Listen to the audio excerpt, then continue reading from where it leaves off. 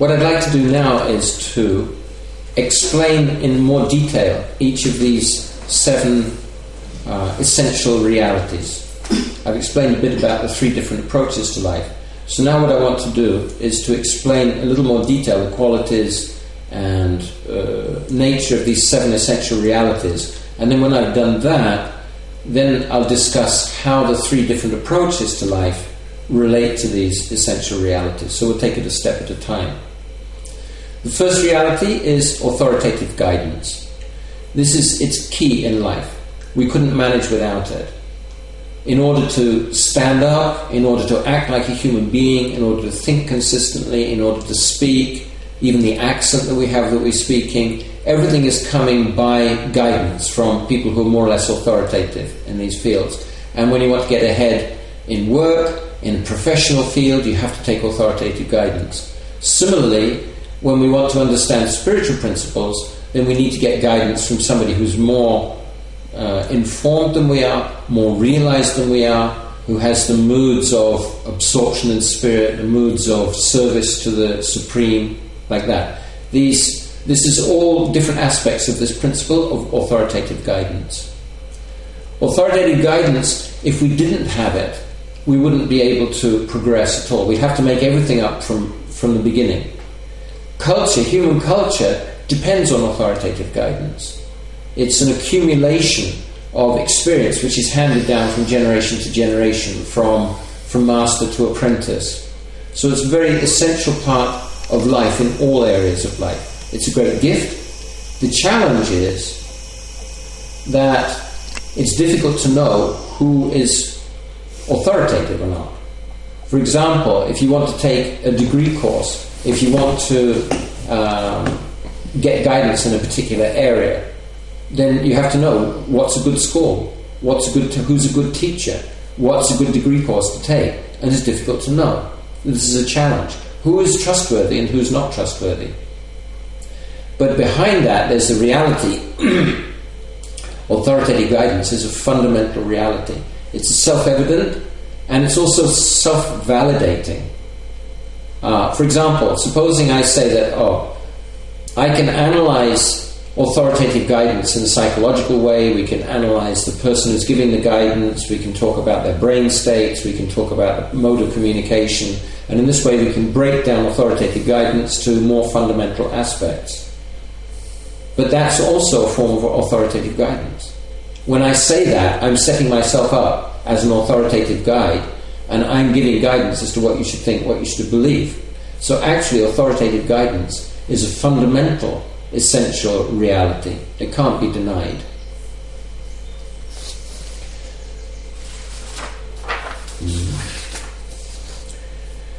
The Vedic tradition is completely based on authoritative guidance. For example, Bhagavad Gita, Arjuna is on the battlefield and Krishna is his chariot driver. So Arjuna is looking at the other fighters, the other army on the battlefield, and he sees that everyone in his own army and in the other army, basically they're all related to each other. The friends, family members, his guru, his grandfather, they're all related, and he sees that if he's going to win the battle, he can only do so by killing his family members and those who are dear to him, those who are his worshipable superiors. So he decides that he can't fight, but then he understands that actually it's his business to fight, it's his nature to fight, because he's a righteous warrior. So then he turns to Krishna and he asks Krishna to give him guidance. So Bhagavad Gita is simply the conversation between Krishna and Arjuna on the battlefield, where Krishna is acting as guide to Arjuna, and in the course of Bhagavad Gita, Krishna is explaining that actually he is the supreme personality, he is actually the source of all knowledge. Other scriptures as well, the other Vedic literatures, for example, Srimad Bhagavatam, it's all questions and answers. All of the Upanishads are questions and answers. Basically the whole of the Vedic literatures, it's all questions and answers from disciples to teachers, authoritative teachers. When we engage, or when we take advantage, take shelter of authoritative guidance, so the natural question is, what should I do? Like Arjuna on the battlefield of Kurukshetra. What am I going to do? You please explain to me, what should I do? So this leads us on to the next essential reality, which is activity. Sanskrit, this is called karma. Usually when we hear about karma, we think, oh, that means it's the result of something that I've done in the past. But in the Sanskrit tradition, in the Vedic tradition, karma means the activity that we perform. So activity means that we're performing some kind of activity with the aim of achieving something which wouldn't happen by itself. It wouldn't happen spontaneously by the laws of nature. Nobody goes to great efforts to fall off a log. But we do go to great efforts to build things that the natural laws are fighting against. So there are phases in activity. Every activity is analysed in Bhagavad Gita. That activity, first of all, it begins with a plan, some kind of intention. Then there's the activity itself, and then there's the actual result of the activity. So there's these three phases. And any activity will have these three different phases. We have to, generally speaking, I mean, we don't always plan deliberately, but even if there isn't a conscious plan, there is some kind of conception, because we act according to a conception of life. So there's either a conscious or an unconscious planning or belief. And then there's the activity itself, and then we have the results, which may or may not be pleasing. There's a saying that good judgment comes from experience, and experience comes from bad judgment. So hopefully, when the results are not to our liking, then we'll learn to do better next time. And when they are to our liking, then we'll learn to repeat that. So there's a learning process there.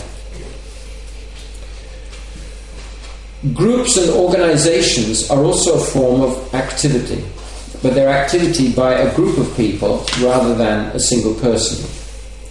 And conventional wisdom in business is that every group or every organization has three aspects. Just as for an activity, first of all, you have to have a plan, a goal. So a group or an organization is a goal-oriented entity. Basic principle of groups is that they act like entities. They act like individuals. And it's also common wisdom that you can have good people in a bad relationship. Good people can come together, and the organization that they form may not be as good as the people. Anyway, so it makes an organization in its own right. And one aspect of the organization is that it's a goal-oriented entity. Another aspect of the organization is the actual process that's going on within the organization. Communication, getting results, getting resources, doing the creation of the product, whatever it is. So there's a process within the organization, and this is the activity aspect. And then the third aspect is the results. Any organization must exist in order to fulfill the desires of someone, some stakeholder.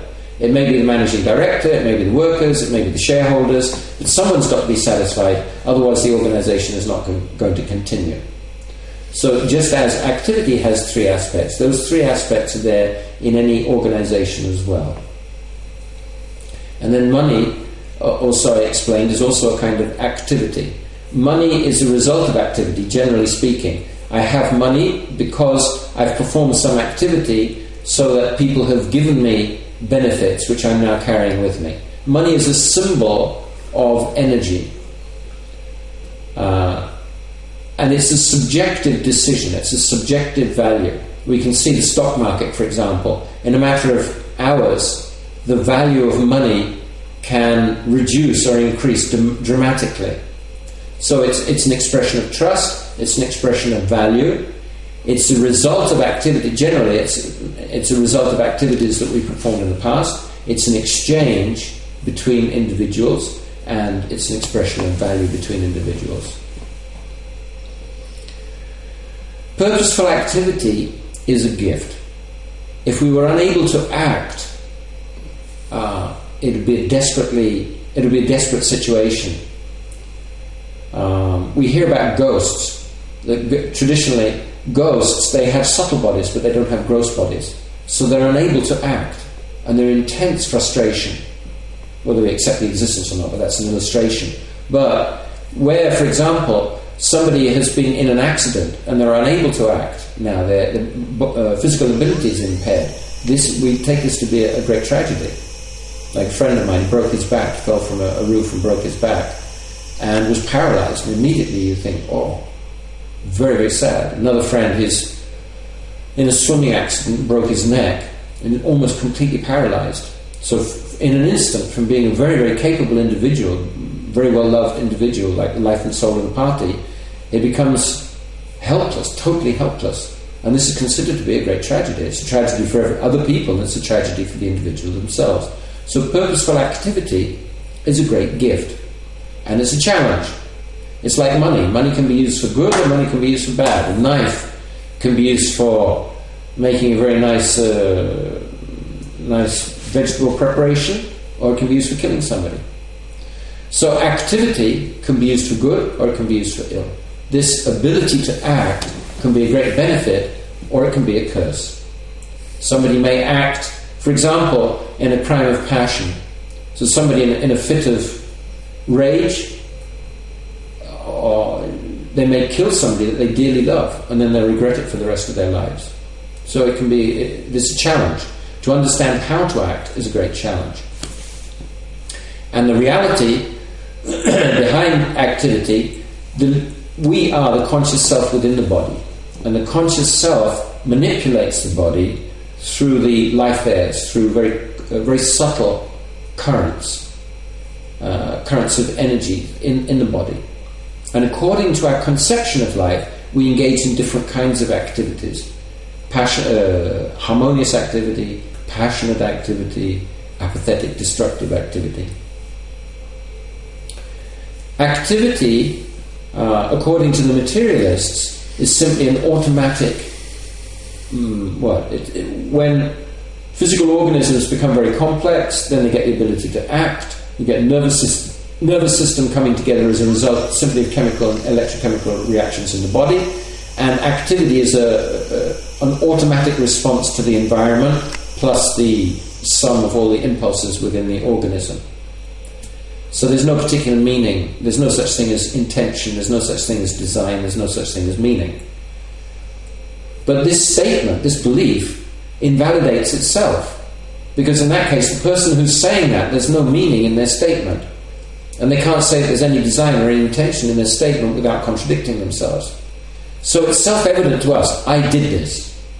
Even scientists who are trying to validate these materialistic ideas, they become very excited when there's a prospect of getting a Nobel Prize, when they're recognized as the individual who performed some particular scientific activity and is now being recognized for it. Everywhere in society there's recognition for outstanding performance, and the understanding that person has achieved something and they should be recognized. Conversely, if somebody performs a bad activity, a crime, then they're punished, and it's reckoned that the person who did that deserves to be punished, whether it's to teach them a lesson, or whether it's simply a matter of punishment, or whatever the philosophy of punishment is. But the person who did it is the person who gets the reaction, either a good reaction, beneficial reaction, or a bad reaction. So everywhere we're recognizing the purposeful activity based on intention. Even in the law court, they're interested in finding out what was the intention behind a particular act. If somebody may kill someone, he may be committed for murder, or he may be committed for manslaughter, may be committed for what? Accidental, I don't know what the terms are, but so the intention, the question is, what was the intention? And the penalty will depend on the intention. Similarly, the reward will depend on the intention. Organizations also have these three phases. They consider they're dealing with the goals, with the process, and with the results. So it's a collective response to three questions. An organization is a collective response to three questions. What, how, and why. What means, what is the goal? What is the intention? What is the plan? What are we trying to achieve?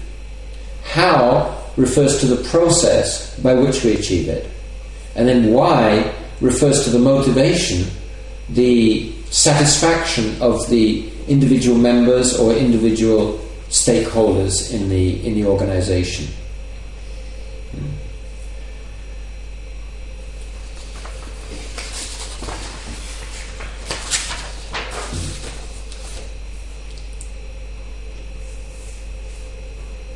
The world itself is, we can see that it's designed, the universe is designed. Mathematically, it's impossible for such a universe with the physical constants so closely closely tuned to each other. It's impossible that such a thing, or inconceivable, that such an entity, such a universe could have appeared automatically or accidentally. So we understand that it's also a product of design. Well, when there's design, then there's intention. So then we can ask, what is the intention behind the universe? What's the intention behind the world? Arthur Young, the inventor of the helicopter, he said that the world, that activity is a fundamental element. So the world is actual action. The world itself is action. We think about the laws of nature. It's not that the laws of nature are turned on and then they act automatically. That the basis of the laws of nature is consciousness. Means that the laws of nature are being maintained, consciously maintained, second by second, nanosecond by nanosecond. So in a very real sense, the world is activity. It is conscious activity. And we need to consider what is the design, what is the intention behind the universe. So all the wisdom traditions, spiritual traditions, say that the world exists so that we can understand that I am not this material body, I am not a material physical being, I am a spiritual being. And very often we have to learn through suffering that I'm not a spiritual being, that my tendency is towards bliss, but I'm constantly getting suffering. So now I have to learn the spiritual process to realize my spiritual nature and rise above the limitations of changing inner matter. This is the design, and as much as possible we should try to live in harmony with that design, and we should help others to live in harmony with design and provide facility for them as well. The Vedic background, the understanding is that the conscious self within the body gets the results of its activities, good karma, bad karma. That if we perform sacrifice doesn't just mean giving up. Sacrifice means sakir, fakir, to make sacred. So sacrifice means acting in harmony with the desires, with the sacred desires of the Supreme Personality, acting in harmony with the beneficial instructions of the authoritative, of our authoritative guides, maybe authoritative scriptures, direct instructions from the Supreme Personality, like in Bhagavad Gita, or from spiritual teachers. If we act in order to fulfill our material desires, this leads to bondage. It's gratifying initially, but it leads to bondage. Like, extreme example, an alcoholic taking another, I'll just have another little drink. So this is actually, it's increasing the weight of the chains of his bondage. So similarly, we're actually addicted to matter. And every time that we act to fulfill our material desires, we're simply increasing our bondage to matter. So there's karma, which means activity which is in harmony with the divine principles. And then there's bad, vikarma, means activities which are against divine principles. I mean, in a religious sense, you say sinful activities. It means activities which lead to karma, which pulls us down into material nature. And then there's transcendental activities which liberate us from karma altogether. So in the Vedic literatures, the prescription is dharma. Dharma is a word meaning, sometimes it's called religion, but it really means constitutional occupation. So there's the dharma for different people. I mean, different occupations have particular dharma. They have their constitutional occupation. But deeper than that it's understood, the final message of the Vedic literature is that the dharma of the conscious self is to serve the Supreme with love. This is the actual dharma for everybody. One may have different occupational duties according to one's position in life, but the spiritual self, the conscious self, in every case, not only in human beings, but in animals, plants, everything, the ultimate dharma, the ultimate constitutional occupation of the spiritual self is to serve the Supreme Self with love. Not in like wretched slavery and bondage, but in love. What's the connection with the next reality? We perform activity in order to achieve a particular result. And there are different types of activity. There are different phases in any achievement. So this is what I want to look at now. How we can perform characteristic activities, activities which we're particularly suited in a cooperative way to achieve something which individually we would have found it very difficult to achieve.